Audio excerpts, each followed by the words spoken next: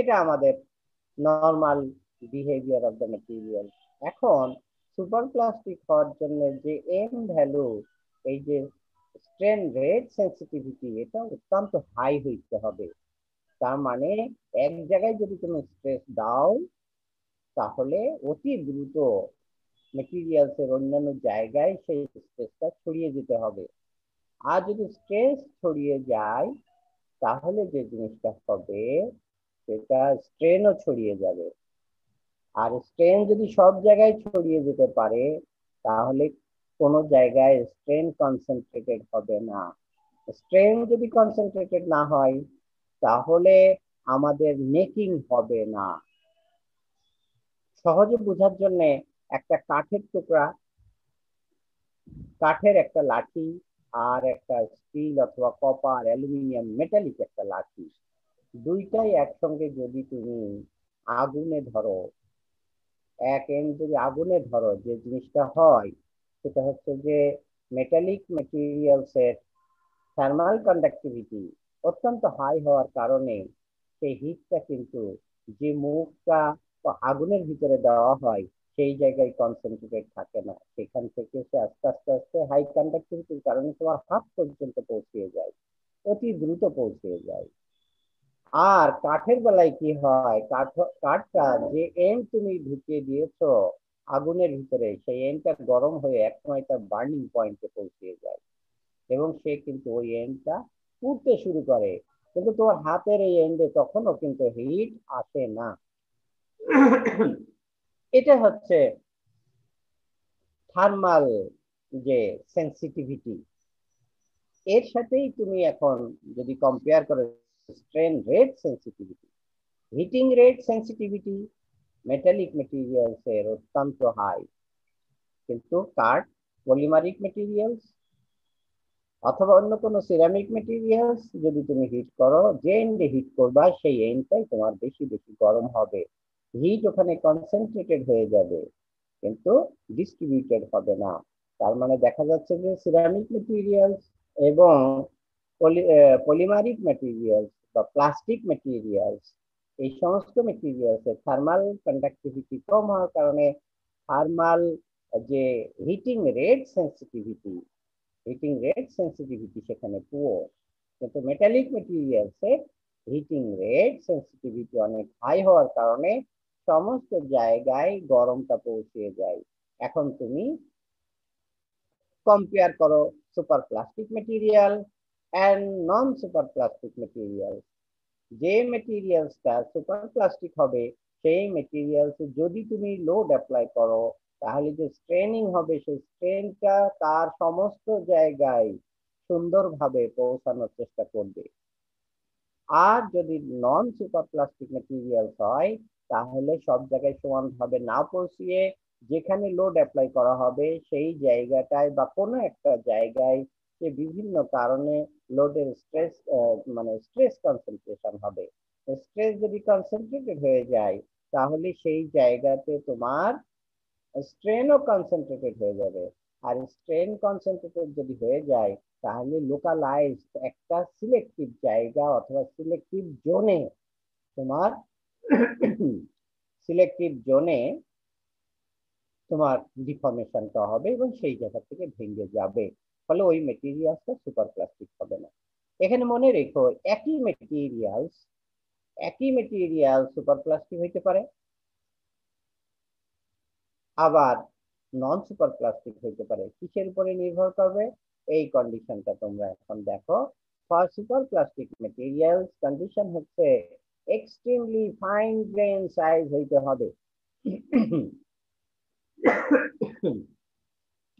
Extremely fine grain materials হইতে হবে। যেমন আমাদের মাইল্ড স্টিলের কথা চিন্তা করো, রডের কথা চিন্তা করো, রডের ভিতরে 30 মাইক্রন গ্রেন সাইজ থাকে, বিলেটের ভিতরে 1000 মাইক্রন পর্যন্ত গ্রেন সাইজ থাকে, 1000 1500 মাইক্রন পর্যন্ত গ্রেন সাইজ থাকে। আবার এই মাইল্ড স্টিলটাকে যদি আমি কন্ট্রোলড রোলিং করি, রোলিং করতে করতে করতে করতে তোমরা জানো প্রত্যেকবার আমরা দেখবো একটু পরেই আমাদের যে নতুন চ্যাপ্টার শুরু হবে সেখানে আমরা দেখবো রোলিং করা মানে যতবার রোলিং করবা তত গ্রেন ডিফর্মেশন হবে, নিউ ক্রিস্টালাইজেশন হবে, এবং প্রত্যেকবার প্রত্যেকটা পাস দেওয়ার সাথে সাথেই ইনিশিয়াল গ্রেন সাইজটা ছোট হয়ে যাবে। সেইভাবে যদি তুমি ডজনস অফ টাইমস যদি রোলিং করো, তাহলে স্বাভাবিকভাবেই ওই ম্যাটেরিয়ালস এর ভিতরে অনেক অনেক ছোট গ্রেন হয়ে যাবে। অনেক যদি ছোট গ্রেন হয়ে যায়, সেটা যদি ফিউ মাইক্রন মানে 1-2 মাইক্রন, 1-2 মাইক্রন গ্রেন সাইজের ভিতরে নিয়ে আসতে পারো, তাহলে হয়তো বা তোমার এই মেটেরিয়ালটাই সুপার প্লাস্টিক হয়ে যেতে পারে। আরো কিছু কন্ডিশন আছে। সেই কন্ডিশন হচ্ছে ইউনিফর্ম, শুধু গ্রেন সাইজ ফিউ মাইক্রন হইলে হবে না। গ্রেন সাইজ তো ফিউ মাইক্রন ছোট, ওয়ান অফ দ্য কন্ডিশন, এটা হইতেই হবে। সেকেন্ড কন্ডিশন হচ্ছে ইউনিফর্ম হইতে হবে। ইউনিফর্ম না হইলে কি হবে? স্ট্রেসের কনসেন্ট্রেশন হয়ে যাবে। স্ট্রেসের কনসেন্ট্রেশন মানেই কি ঘটনা ঘটবে? স্ট্রেনের কনসেন্ট্রেশন মানেই স্ট্রেন কনসেন্ট্রেশন। স্ট্রেন কনসেন্ট্রেশন মানেই হচ্ছে নন ইউনিফর্ম ডিফর্মেশন। নন ইউনিফর্ম ডিফর্মেশন মানেই হচ্ছে নেকিং, আর নেকিং মানেই লোকালাইজ ফ্র্যাকচার। তাহলে দুইটা কন্ডিশন গেল। গ্রেন সাইজ ছোট হইতে হবে। গ্রেন সাইজ ছোট হইতে হবে কেন? গ্রেন সাইজ ছোট হওয়ার পিছনে কারণ হচ্ছে, যখন ডিফর্ম করবা তখন আমরা জানি, আমরা কি জানি? আমরা জানি যে গ্রেন গুলো যখন রোলিং করা হয়, তখন গ্রেন গুলো কি করে? গ্রেন গুলো লম্বা হইতে থাকে। তোমরা দেখেছো, গ্রেন একটা গ্রেন আরেকটা গ্রেনের পাশাপাশি দুইজন যে in the direction of rolling, সে লম্বা হইতে থাকে। কিন্তু সুপার প্লাস্টিক ফর্মিং এ গ্রেন কিন্তু লম্বা হয় না, সে শুধু স্লাইডিং করে। একটা গ্রেনের উপর দিয়ে আরেকটা গ্রেন পার হয়ে যায়, দিয়ে একটা মনে করো 10টা লেয়ারের 10টা গ্রেনের একটা লেয়ারের থিকনেস ছিল। এই 10টা লেয়ারের যে থিকনেসটা ছিল, যদি তুমি সুপার প্লাস্টিক ফর্মিং করো, তাহলে দুইটা গ্রেন মনে করো সামনের দিকে সে মুভ করবে একজনের সাথে আরেকজন। মার্বেলের কথা চিন্তা করো। মার্বেল, কাদার ভিতরে যদি মার্বেল রাখো, সেই মার্বেল রেখে আস্তে আস্তে আস্তে আস্তে যদি মনে করো একটা 1 ফিট ডায়ামিটারের একটা বল কাদা দিয়ে বানিয়েছো, একদম ফ্লেক্সিবল কাদা, তার ভিতরে দিয়েছো মার্বেল। এক একটা মার্বেলের ডায়ামিটার 1 সেন্টিমিটার। আর তোমার হচ্ছে বলটার ডায়ামিটার হচ্ছে, কাদা বল, এই বলের ডায়ামিটার হচ্ছে তোমার 12 ইঞ্চ, তার মানে 30 সেন্টিমিটার। এখন যদি এই বলটাকে আমি দুইটা প্লাটনের মাঝখানে রেখে আস্তে আস্তে চাপ দেই, তাহলে কি হবে? তাহলে কাদা সরতে থাকবে, এবং বলগুলো একটা বল আরেকটা বলের উপর দিয়ে স্লাইড করে গিয়ে সে কিন্তু জায়গা খুঁজে নিবে। তাহলে এইভাবে বল যেভাবে মুভ করে, একজনের উপর দিয়ে আর একজন স্লাইড করে মুভ করে যায়, গ্রেন কিন্তু ওখানে কোনোভাবেই ডিফর্ম হয় না। আমি যদি মার্বেলটাকে গ্রেন ধরি, গ্রেন কিন্তু ডিফর্ম হবে না, মার্বেল ডিফর্ম হবে না। যদি ডিফর্ম হয়েই যায়, তাহলে মার্বেলটা ভেঙে যাবে। আমরা এই সুপার প্লাস্টিক ফর্মিং এর সময় এমন স্ট্রেস অ্যাপ্লাই করব যে গ্রেনের ডিফর্ম হবে না, কিন্তু একটা গ্রেন আরেকটা গ্রেনের রেসপেক্টে উপর দিয়ে সে স্লাইড করে কোন একটা গ্যাপে বসে যাবে। যত গ্রেন এভাবে গ্যাপে বসে যাবে, তত মানে তোমার থিকনেস বরাবর গ্রেনের সংখ্যা কমে যাবে, এবং আস্তে আস্তে মেটেরিয়ালসের থিকনেস কমে যাবে। তাহলে আমরা এই রোলিংটা কত দূর পর্যন্ত করতে পারবো? আমরা রোলিংটা করতে পারবো মার্বেলের ডায়ামিটারের পর্যন্ত। মার্বেলের যে ডায়ামিটার 1 সেন্টিমিটার, তার মানে 30 সেন্টিমিটার থিকনেস ডায়ামিটারের এই বলটাকে আমরা রোলিং করে ম্যাক্সিমাম, তোমার একেবারে মিনিমাম থিকনেস সেটা হচ্ছে যে 1 সেন্টিমিটার থিকনেসে নিয়ে যেতে পারবো। এরপরে যদি আমরা ট্রাই করি, তখন কি হবে? তখন বলটা কিন্তু ভেঙে যাবে, গ্রেনটা ভেঙে যাবে। Super plastic material, super plastic forming এর জন্য এই কন্ডিশনটাই, এই ধরনের মেকানিজম কাজ করে। সেখানে যেহেতু গ্রেন সাইজ খুব ছোট, অ্যাপ্লাই করার সাথে সাথে, স্ট্রেস অ্যাপ্লাই করার সাথে সাথে সেখানে একটা গ্রেন আর একটা গ্রেনের রেসপেক্টে স্লাইড করে সে একটা ফাঁকা জায়গায় বসে যাওয়ার চেষ্টা করে, ফলে আলটিমেটলি গ্রেনের এই ওই মেটেরিয়াল বা ওই ব্লকের থিকনেস কমে যায়। তাহলে এরপরে যে কন্ডিশন বলছিলাম, ইউনিফর্মিটি থাকতে হবে। এক জায়গায় আছে মনে করো 2 মাইক্রন গ্রেন সাইজের, আরেক জায়গায় আছে 20 মাইক্রন গ্রেন সাইজের। তাহলে 20 মাইক্রন গ্রেন সাইজ কিন্তু স্লাইড করতে পারবে না। 20 মাইক্রন গ্রেন সাইজ স্লাইড করতে পারবে না, সে কি করবে? সে ডিফর্ম করার চেষ্টা করবে, তাহলে কিন্তু সুপার প্লাস্টিসিটি শেষ হয়ে গেল। এই জন্য হ্যাঁ, গ্রেন সাইজ আমার ছোট হতে হবে, সাথে সাথে গ্রেন সাইজের ইউনিফর্মিটি থাকতে হবে। 3 নম্বর কন্ডিশন, ইকুইএক্স গ্রেন হইতে হবে, গোল গোল সাইজের গ্রেন হইতে হবে। কেন গোল সাইজের গ্রেন হইতে হবে বুঝতেই পারতেছো, মার্বেল গোল, সে স্লাইড করে গড়িয়ে গড়িয়ে এক জায়গা থেকে আরেক জায়গায় যাওয়াটা তার জন্য সহজ। যদি একটা মার্বেল না হয়ে এই জায়গায় যদি কোনো ট্রায়াঙ্গুলার ব্লক থাকে, এই ট্রায়াঙ্গুলার ব্লকটা কিন্তু গড়িয়ে গিয়ে সে একটা ফাঁকা জায়গায় সেট হইতে পারবে না। আমাদের ব্রেনের ভিতরে আমরা যেটা দেখি, তোমরা মাইল স্টিল বা অন্য কোনো মাইক্রোস্ট্রাকচার দেখেছো, সেখানে কিন্তু ব্রেন গুলো ফেরাইট পারলাইটের কথাই চিন্তা করো, কোনো জায়গায় ফেরাইট অনেক বড়, কোনো জায়গায় ফেরাইট খুব ছোট, কোনো জায়গায় ফেরাইট গোল, কোনো জায়গায় ফেরাইট লম্বা। এটা কিন্তু ইকুইএক্স বলা যাবে না। তাহলে আমাদের সুপার প্লাস্টিক হইতে হইলে মেটেরিয়ালটা অবশ্যই অবশ্যই ইকুইএক্স ব্রেনের হইতে হবে। This is another condition. আর কি? অপারেশনটা সাধারণত হাই টেম্পারেচারে নিতে করতে হবে। হাই টেম্পারেচার অপারেশন, কত টেম্পারেচার? সেটা 0.4 অফ দি মেল্টিং টেম্পারেচার। এই টেম্পারেচারে সুপার প্লাস্টিক ফর্মিং করতে হবে। 4 নম্বর কন্ডিশন গেল। কেন এই টেম্পারেচারে করতে হবে? কারণ এই টেম্পারেচার মেটেরিয়াল গুলো হবে অত্যন্ত সফট, অত্যন্ত সফট থাকবে। একটা গ্রেনের সাথে আরেকটা গ্রেনের যে ইন্টার গ্র্যানুলার যে বন্ডিং, সে বন্ডিংটা দুর্বল থাকবে। তাহলে আমি যদি লোড অ্যাপ্লাই করি, স্ট্রেস অ্যাপ্লাই করি, তাহলে এই সফট মেটেরিয়ালের ভিতর দিয়ে গ্রেনের যেহেতু ইন্টার গ্র্যানুলার বন্ডিং দুর্বল হয়ে গেছে, সেই ইন্টার গ্র্যানুলার বন্ডিং দুর্বল হওয়ার কারণে একটা গ্রেন আরেকটা গ্রেনের উপর দিয়ে স্লাইড করে সে তার সুবিধা মতো জায়গায় সে বসে যাবে। এইভাবে তুমি যতক্ষণ এই প্রসেস চালাইতে থাকবা, ততক্ষণ পর্যন্ত এইভাবে গ্রেন স্লাইডিং চলতেই থাকবে, আর ততক্ষণ পর্যন্ত থিনিং অ্যাকশনও চলতেই থাকবে, থিকনেস কমতে থাকবে। আরেকটা জিনিস হচ্ছে স্ট্রেন রেট। স্ট্রেন রেট হইতে হবে অত্যন্ত হাই, অত্যন্ত সরি হাই বলতেছি, অত্যন্ত লো স্ট্রেন রেট হইতে হবে। হাই স্ট্রেন রেট দিলে হবে না। হাই স্ট্রেন রেটে যদি তুমি লোডিং দাও, তাহলে সেটা সুপার প্লাস্টিক, ওই মেটেরিয়ালটা সুপার প্লাস্টিক ভাবে বিহেভ করতে পারবে না, ছিঁড়ে ছিঁড়ে চলে যাবে। তাকে সুযোগ দিতে হবে, তাকে সময় দিতে হবে। হ্যাঁ, আর স্ট্রেন রেট মানে কি? লো স্ট্রেন রেট মানে কি? সময় বেশি দেওয়া, সুযোগ বেশি দেওয়া। একটা গ্রেন সে কিন্তু স্লাইড করে সে তার সামনের একটা জায়গা খুঁজতে থাকবে, সে সামনের জায়গা যদি না পায়, তার আগেই যদি তুমি স্ট্রেন রেট দিয়ে তাকে ভেঙে ফেলো, বা সেখান থেকে সিলেক্টিভ লোকালাইজড স্ট্রেনিং ঘটিয়ে ফেলো, তাহলে কিন্তু এই মেটেরিয়ালটা আর সুপার প্লাস্টিক হবে না। এই কন্ডিশন গুলো আমাদেরকে অবশ্যই অবশ্যই সুপার প্লাস্টিক হইতে হলে ফুলফিল করতে হবে। আদারওয়াইজ আমার এই প্রোডাক্ট সুপার প্লাস্টিক মেটেরিয়াল হলো, বাট যেহেতু আদার প্যারামিটার সাপোর্ট করতেছে না, ফলে সে কিন্তু সুপার প্লাস্টিক মেটেরিয়ালের যে ক্রাইটেরিয়া সেগুলো ফুলফিল করতে পারবে না। এটা আমরা গত ক্লাসে দেখেছিলাম, ইম্পর্টেন্ট কিছু না।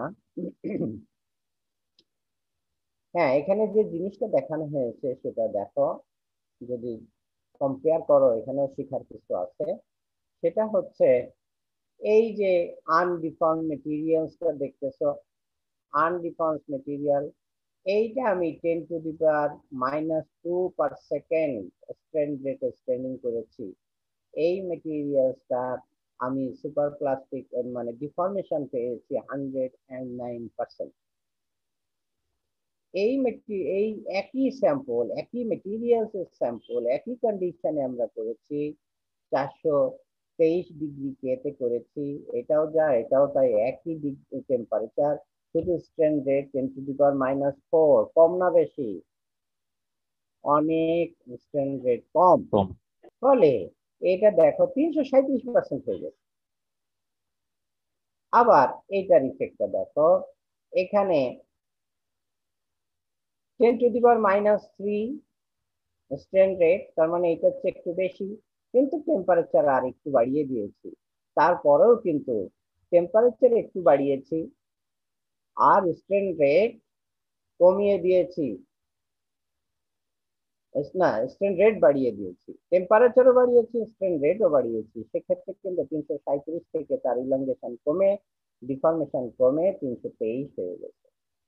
আবার আমি যদি এই মেটেরিয়াল এই স্যাম্পলটার কথা চিন্তা করি, সেখানে কিন্তু 448 লিখেছি। স্ট্রেন রেট 10⁻³ থেকে কমিয়ে 10⁻⁵ করেছি পার সেকেন্ড। ইলংগেশন কত? 1190%, 1190% হয়ে গেছে ইলংগেশন। তাহলে আমরা দেখতে পাচ্ছি যে আসলে সুপার প্লাস্টিকের যে super plasticity, degree of super plasticity, এটা কন্ট্রোল হবে টেম্পারেচারের কারণে, কন্ট্রোল হবে তার স্ট্রেন রেটের কারণে। আবার এইটাই দেখো, টেম্পারেচার আমি অনেক বাড়িয়ে দিয়েছি, সেই 523 থেকে বাড়িয়ে দিয়েছি আমি। 10⁻² ছিল কোথায় দেখো, 423, 423 থেকে বাড়িয়ে দিয়েছি আমি 523 করেছি, 523 করেছি। স্ট্রেন রেট আমি ঠিকই রেখেছি 10⁻², এটা 398%, হ্যাঁ বেড়ে গেছে। কিন্তু সেই এই স্ট্রেন রেটটা যদি এই 423 যেটা আছে, এই স্ট্রেন আর 10⁻² যে স্ট্রেন রেট আছে, এইটা যদি আমরা স্ট্রেন রেটটা যদি আরেকটু কমিয়ে এই 10⁻⁵ করতে পারি, হয়তো বা, যেহেতু এখানে ডেটা নাই, আমি কনফার্ম করে বলতে পারছি না, কি মেটেরিয়াল জানি না, তো হয়তো বা এটার ইলংগেশন 1500%, 1500% ক্রস করে দিতে পারত। এইটাই হচ্ছে সুপার প্লাস্টিক মেটেরিয়ালের আশ্চর্যজনক বিহেভিয়ার। এগুলো গত ক্লাসে, আর প্রবলেমের কথা গত ক্লাসে বলেছিলাম। এখন দেখো ইফেক্ট অফ ইফেক্ট অফ তোমার এম ভ্যালু, এম ভ্যালু কম বেশি হইলে কি হবে দেখো। এম ভ্যালু কম বেশি হইলে যে ঘটনাটা ঘটবে সেটা হচ্ছে পোল, পোল বলতে আমরা বুঝতেছি একটা প্রোডাক্টের সেন্টার। আর এজ তো তোমরা জানোই, মনে করো ফর এক্সাম্পল, মনে করো তোমার 10 ইঞ্চ বাই 10 ইঞ্চ একটা প্রোডাক্ট, স্কোয়ার একটা প্রোডাক্ট, এজ থেকে 5 ইঞ্চ দূরে 10 inch by 10 inch square product, তাহলে এজ থেকে 5 ইঞ্চ দূরে তার পোলের অবস্থান। পোল বলতে আমরা অনেকটা বুঝাচ্ছি সেন্টার অফ দা প্রোডাক্ট। এখন যদি তোমার এম ভ্যালু দেখো 0.3, যদি এম ভ্যালু 0.3 হয়, এই দেখো এম ভ্যালু 0.3, তাহলে এজের থিকনেস যদি হয় 1.4 এর বেশি, তাহলে পোলের থিকনেস হয়ে যাবে 0.3। এটা আমরা যে জিনিসটা এখান থেকে শিখছি সেটা হচ্ছে যে সেটা হচ্ছে যে মানে প্রত্যেকটা জায়গায় একই রকমের থিকনেস আমরা পাবো না, থিকনেস ডিফারেন্ট হয়ে যাবে। যদি এম ভ্যালু কম থাকে এবং জোর করে যদি আমরা প্লাস্টিক ফার্মিং করার চেষ্টা করি, সেটা plastic forming material, super plastic material, but because of M value কম থাকার কারণে এটার এজের থিকনেস এবং পোলের থিকনেসের ভিতরে অনেক বড় পার্থক্য হয়ে যাবে। এবার আমি চলে আসি 0.5, দেখো পার্থক্য কমে গেছে, এখানে প্রায় 0.9 এর কাছে আসছে বা 0.8 এর কাছে আসছে, এই জায়গায় চলে আসছে। আর এটা এই 1 থেকে 1.2, 1.3 কাছে চলে গেছে, পার্থক্যটা কমে আসছে। এরপরে যদি আমি 0.75 নেই, 0.75 যদি নেই, তাহলে কি হবে? পার্থক্য দেখো আরো কমে গেছে, এটা হচ্ছে 1.2 এর নিচে নেমে গেছে, আর এটা 1 এর কাছাকাছি প্রায় চলে আসছে। আমি যদি এম ভ্যালু যদি 1 নেই, এম ভ্যালু যদি আরেকটু বাড়িয়ে দেই, 1 এর কাছাকাছি নেই, তাহলে কি হবে? এজের থিকনেস, পোলের থিকনেস একরকম হয়ে যাবে। তাহলে এখান থেকে আমাদের যে সিগন্যাল, আমরা এখান থেকে যে জিনিসটা শিখলাম সেটা হচ্ছে যে সুপার প্লাস্টিক মেটেরিয়ালস এর ফর্মিং এর যে কন্ডিশন গুলো, সব কন্ডিশন গুলো যদি আমি সেম রাখি, শুধুমাত্র সুপার প্লাস্টিক মেটেরিয়ালস এর এম ভ্যালুটা যদি ভ্যারি করি, তাহলে যে জিনিসটা হবে সেটা হচ্ছে যে ওই প্রোডাক্টটার thickness from edge to the centre of the product তত ইউনিফর্মিটি আসবে। তাহলে M is a very very important. এমটা কি? Super strain rate sensitivity factor. এটা very very important for super plastic material. দেখো, super plastic materials aluminium, calcium, silicon, এটা অনেকটা কিন্তু মেটালিক মেটেরিয়ালস, বাট এটা কিন্তু খুবই brittle material. Aluminium, calcium, silicon brittle material. তারপরে তুমি আস্তে আস্তে আস্তে আস্তে মেটালিক মেটেরিয়ালস গেল, এখানে যদি অ্যালুমিনিয়াম, লিথিয়াম অ্যালয় গেল, টাইটানিয়াম, অ্যালুমিনিয়াম গেল, অ্যালুমিনিয়াম, জিঙ্ক, ম্যাগনেসিয়াম অ্যালয় গেল। হ্যাঁ, অনেক রকমের মেটেরিয়াল আছে। ইভেন তুমি যদি সিরামিক দেখো, ইন্টারমেটালিক, টুল স্টিল, এখানে Ni3 অ্যালুমিনিয়াম, মানে নিকেল এবং অ্যালুমিনিয়ামের ইন্টারমেটালিক একটা কম্পাউন্ড যদি এর ভিতরে থেকেও যায়, তারপরও শুধু এই কম্পাউন্ড ইন্টারমেটালিক কম্পাউন্ড হয়, তারপরেও সেটা কিন্তু কি হয়ে যাবে, সুপার প্লাস্টিক হবে। কিন্তু ইন রিয়েল লাইফ, নর্মাল কন্ডিশনে এই নিকেল আর অ্যালুমিনিয়াম যে ইন্টারমেটালিক কম্পাউন্ড, এটা কিন্তু কার্বাইডের মতো ভেরি ভেরি ব্রিটেল। এরপরে দেখো সিরামিক মেটেরিয়াল অনেক রকমের। অ্যালুমিনার নাম শুনেছো? অ্যালুমিনা, এটা কিন্তু কোরান্ডাম, এই alumina is very very very very brittle, very brittle material. কিন্তু যদি তুমি এর এর ভিতরে ওই সেই 4টা 5টা কন্ডিশন এর ভিতরে ফুলফিল করিয়ে ফেলতে পারো, তাহলে এটা কিন্তু সুপার প্লাস্টিক হয়ে যায়। বেরিয়াম, টাইটানিয়াম, টাইটানাইট না টাইটানেট, বেরিয়াম টাইটানেট, এইটা দেখো, এটা very very brittle material, but এটা সুপার প্লাস্টিক হয়ে যাওয়া অসম্ভব কিছু না, যদি তুমি ওই 4-5টা কন্ডিশন এর ভিতরে ফুলফিল করাইতে পারো। দেখি আমরা কয়েকটা টেকনিক দেখি সুপার প্লাস্টিক ফার্মিং এর। অনেকভাবে বানানো যায়। সিম্পলি মোল্ড, এর ভিতরে এই সুপার প্লাস্টিক মেটেরিয়ালের শীটটা বসাই দিবা, উপরে আপার প্লাটেন দিয়ে দিবা, তারপরে এয়ার টাইট করবা। এয়ার টাইট করে উপর দিয়ে এটা হাই টেম্পারেচার, যা যা করার দরকার, যে টেম্পারেচারে নেওয়ার দরকার সেই টেম্পারেচারে নিবা, এবং স্ট্রেন রেটটাকে সামনে রেখে টার্গেট করে, লো স্ট্রেন রেট টার্গেট করে এই এর ভিতরে নজল দিয়ে গ্যাস সিলিন্ডারের ভিতর থেকে পাম্প করে, তুমি কন্ট্রোল রেটে পাম্প করে যদি এর ভিতরে আর্গন গ্যাস ঢুকিয়ে দাও, তাহলে আস্তে আস্তে আস্তে আস্তে আস্তে আস্তে এ এটা শুরু হলো, এটা মিড পয়েন্টে আছে, এটা দেখো শেষ পর্যায়ে চলে আসছে, সে সুপার প্লাস্টিক্যালি ফর্মড হয়ে গেছে। খেয়াল করে দেখো, অলমোস্ট সব জায়গায় তার থিকনেস সমান, কারণ এটার strain rate sensitivity is very very high. আরেকটা হইতে পারে, এরকম হইতে পারে, তুমি জাস্ট পাঞ্চ করে যে মেটেরিয়াল দিয়ে তুমি যে বানাবা সেটার মধ্যে শীট নিলা, হাই টেম্পারেচার, গ্রেন সাইজ, তারপর স্ট্রেন রেট কে সামনে রেখে এই পাঞ্চ দিয়ে তুমি আস্তে আস্তে আস্তে আস্তে এর ভিতরে পুশ করতে থাকলা। এখানে গ্যাস দিয়ে, এটা গ্যাস দিয়ে না, এটা এমনি পাঞ্চ দিয়ে যদি তুমি এভাবে উপরে যে প্রেশার দাও, হালকা, খুব বেশি প্রেশার লাগে না। ইভেন একটা সাইকেলে যে মানে বলে বা সাইকেলে যে আমরা হাওয়া দেই, হাওয়া দেওয়ার যে মেশিনটা, ওইটা দিয়ে সুপার প্লাস্টিক ফার্মিং সম্ভব, যেহেতু খুব হাই টেম্পারেচারে থাকে, খুব সফট হয়ে যায়, খুব বেশি প্রেশার লাগে না। এরপরে আমরা আরেকটা জিনিস দেখব, সেটা হচ্ছে সুপার প্লাস্টিক।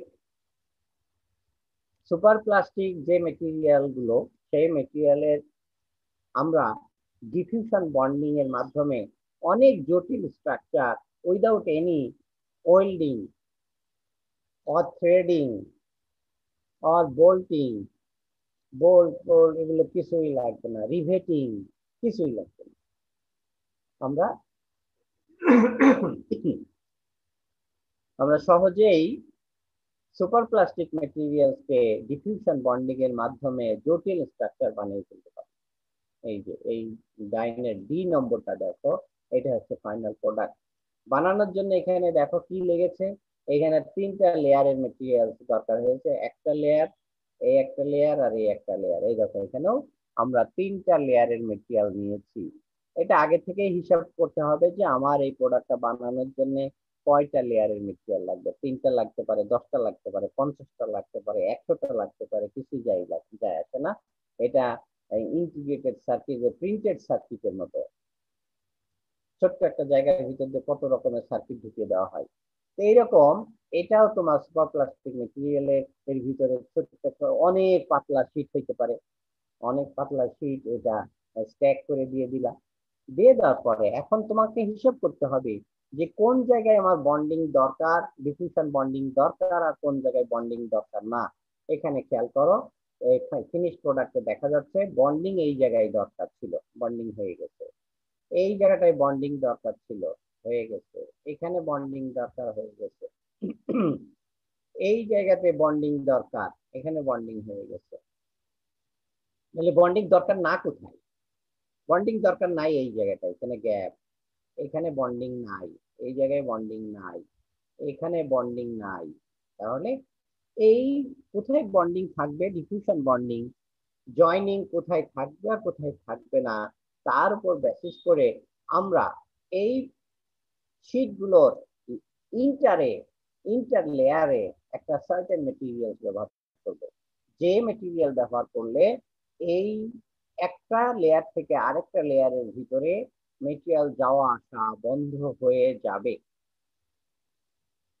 যেমন এই জায়গাটা দেখো, এখানে বন্ডিং দরকার নাই, আমি এখানে এই মেটেরিয়ালটা একটা লেয়ার দিয়ে দিয়েছি। এই মেটেরিয়ালটার নাম হচ্ছে stop of material. Stop of material তার মানে মেটেরিয়ালের মুভমেন্টকে স্টপ করার জন্য একটা মেটেরিয়াল ব্যবহার করা হয়, কিন্তু এই জায়গাটা গ্যাপ রাখা হয়েছে কারণ এখানে আমাদের বন্ডিং দরকার। এই জায়গাটায় আমি ওই মেটেরিয়াল অ্যাপ্লাই করেছি স্টপ অফ মেটেরিয়াল, কারণ এখানে বন্ডিং দরকার নাই, এখানে বন্ডিং দরকার নাই। এই জায়গাটায় আমাদের স্টপ অফ মেটেরিয়ালস ব্যবহার করেছি কারণ এখানে আমাদের দেখো বন্ডিং দরকার নাই। আর বাকি যে জায়গাগুলো আছে সব জায়গায় আমি ওই মেটেরিয়াল ব্যবহার করি নাই কারণ ওখানে বন্ডিং দরকার আছে। তাহলে এইটা হচ্ছে আমার শুরু এ। বি, এখন বি তে আমি কি করেছি, নো বন্ডিং জায়গা, এর ভিতর দিয়ে এখন আস্তে আস্তে আস্তে আস্তে আমি এই মেটেরিয়ালকে এইভাবে সাজিয়ে নিয়ে আমি আমার মোল্ডের ভিতরে ফ্যাসিলিটিস, ডিফিউশন বন্ডিং এবং সুপার প্লাস্টিক ফর্মিং এর যে ফ্যাসিলিটিস, যে সেটআপ তার ভিতরে বসিয়ে দিয়েছি। বসিয়ে দেওয়ার পরে আমি এখন মানে যেভাবে হোক প্রেসার দিব। এটা আর্গন গ্যাস দিয়ে হইতে পারে, নর্মাল এয়ার হইতে পারে, নাইট্রোজেন হইতে পারে, depending on reactivity of the material. যদি মেটেরিয়াল খুব সেন্সিটিভ হয়, এয়ারের সাথে রিয়াকশন ঘটিয়ে ফেলতে পারে, সারফেস অক্সিডাইজ হয়ে যেতে পারে, নষ্ট হয়ে যেতে পারে। সেই সমস্ত জায়গায় আমাদের এই এয়ার দেওয়া যাবে না, সেখানে আমরা আর্গন ব্যবহার করব। আর আর্গন ব্যবহার তোমরা জানো একটু এক্সপেন্সিভ, যদি সম্ভব হয় নাইট্রোজেন ব্যবহার করব। কিন্তু নাইট্রোজেন অনেক জায়গায়, বিশেষ করে স্টিল যদি হয়, অনেক জায়গায় কিন্তু তোমরা জানো এটা নাইট্রোজেন এমব্রিটেলমেন্ট তৈরি করে। এই নাইট্রোজেন এনরিচমেন্টের কারণে প্রোডাক্ট কিন্তু নষ্ট হয়ে যেতে পারে। তো যাই হোক, এটা আমাদের অনেক অপশন আছে, ওইটা সমস্যা না, সেই অপশন গুলো আমরা কাজে লাগাবো। এখন এটা গেল এ ছিল, এটা হচ্ছে বি এ, কেবল শুরু হয়ে গেছে সুপার প্লাস্টিক। হ্যাঁ, এটা আমরা যে কাজ করব, একটু প্রেসার দিয়ে হাই টেম্পারেচারে কিছুক্ষণ রেখে দিব। হাই টেম্পারেচার কিছুক্ষণ রেখে দিব কেন? হাই টেম্পারেচার রাখার উদ্দেশ্য হচ্ছে এর ভিতরে মেটেরিয়াল গুলো ঢুকে যাবে এবং বন্ডিং হয়ে যাবে।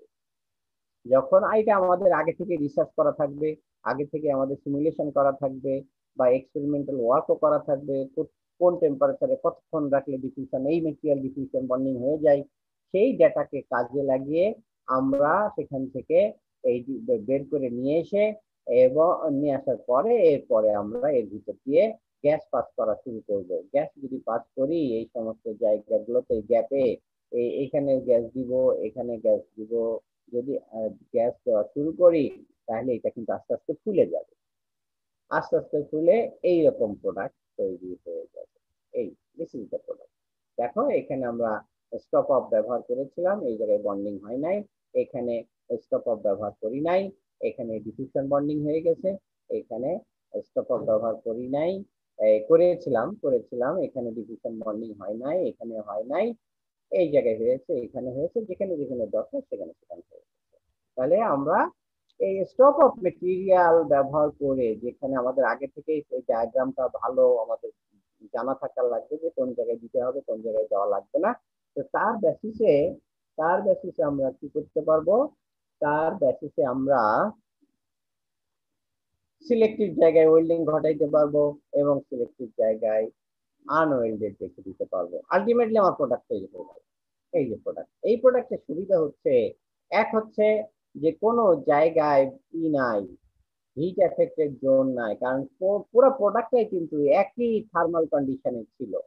ডিফিউশন জোন, এখানে হিট এফেক্টেড জোন কোন কিছু নেই, ফলে এখানে কাটাকাটি নাই, এখানে মেশিনিং দরকার হয় না, ফলে কোনো রকমের সারফেস ডিফেক্টস নাই, ইন্টারনাল মাইক্রোস্ট্রাকচারাল ইনহিউমিডিটি নাই, ওয়েল্ডিং ডিফেক্ট নাই, হ্যাজ নাই, কিচ্ছু নাই।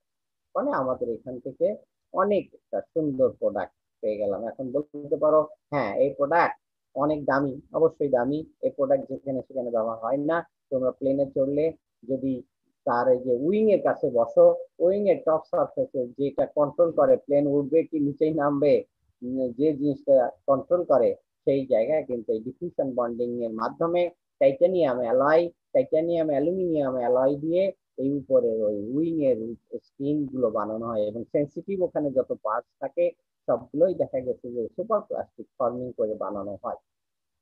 ফলে ওই সমস্ত জায়গায় যেখানে একটা প্লেনের দাম 200 কোটি 500 কোটি 700 কোটি টাকা, একটা জাস্ট একটা গাড়ির দাম, সেখানে এই সুপার প্লাস্টিক ফর্মিং করতে কত টাকা লাগবে, এইটা ইমেটেরিয়াল ব্যাপারে। এখন আসো এক একটা মেটেরিয়ালের জন্য এক এক রকমের স্টপ অফ মেটেরিয়াল ব্যবহার করতে হয়, যেটা আমরা দেখতে পাচ্ছি। এই যে টাইটানিয়াম অ্যালয়ের জন্য ইট্রিয়াম ব্যবহার করা হয়, অনেক সময় বোরন নাইট্রাইড ব্যবহার করা হয়। তবে মনে রেখো অ্যালুমিনিয়াম অ্যালয়ের সরাসরি কিন্তু আমরা ডিফিউশন বন্ডিং করতে পারি না। এর কারণ হচ্ছে অ্যালুমিনিয়াম এর সারফেসে অতি দ্রুত অ্যালুমিনিয়ামের অক্সাইড অ্যালুমিনার একটা লেয়ার তৈরি হয়ে যায়। এই অ্যালুমিনিয়ামের লেয়ার যদি তৈরি হয়ে যায় তাহলে অ্যালুমিনিয়ামকে একটা লেয়ার থেকে আরেকটা লেয়ারের ভিতরে ঢোকার জন্য বাধা দেয়, ফলে সেখানে ডিফিউশন বন্ডিং সম্ভব হয় না।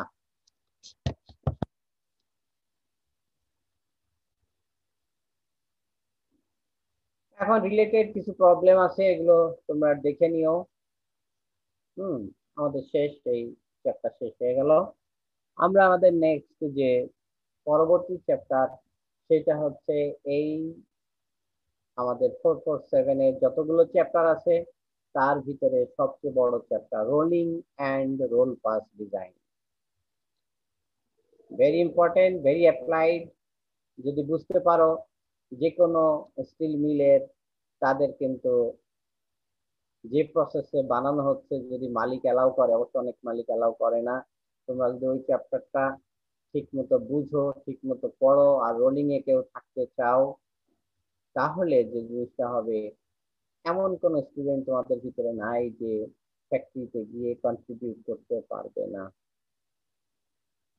মানে এটা আমার ব্যক্তিগত ধারণা এবং আশাবাদ যে ওই চ্যাপ্টারটা, শুধু একটা চ্যাপ্টার যদি পড়ো তাহলে ওই চ্যাপ্টার আর হিট ট্রিটমেন্ট যেটা 443 পড়ে এসেছো, এই দুইটার কম্বিনেশন দিয়ে রোলিং মিলে বাংলাদেশের অলমোস্ট সব রোলিং মিলে তুমি কন্ট্রিবিউট করার মতো যোগ্যতা অর্জন করবে। তো এখানে আমাদের শেষ, আমরা আগামী ক্লাসে রোলিং শুরু করবো আর কি, আমাদের অ্যাটেন্ডেন্সটা নিয়ে নিই। আচ্ছা আজকে তো তোমাদের ক্লাস নাই তাই না, 11টায়? স্যার ক্লাস আছে। আজকে আছে? স্যার 11টায় নাই স্যার, 10টায় আছে। না না না, তোমাদের সাথে আমার ও স্যার আজকে কি না, ক্লাস নেই। নেবেন আপনি? নেই না তো। প্রেজেন্টেশন স্যার না, তোদের প্রেজেন্টেশন সেটা কবে? আজকে তো নাই। হ্যাঁ থিওরি প্রেজেন্ট থিওরি প্রেজেন্টেশন 20 তারিখে আর প্র্যাকটিক্যাল হচ্ছে 27 তারিখে। হ্যাঁ, তার মানে তোমার আগামী সপ্তাহে হচ্ছে আমাদের প্রেজেন্টেশন, ঠিক তো? জি। এটা কি 447? থিওরি, জি। আগামী সপ্তাহে 447, তারপরের সপ্তাহে 442, 442। জি। তো ঠিক আছে।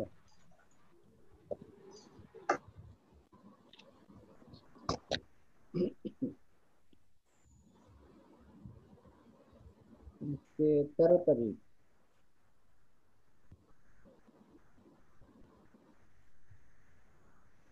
Roll number 1.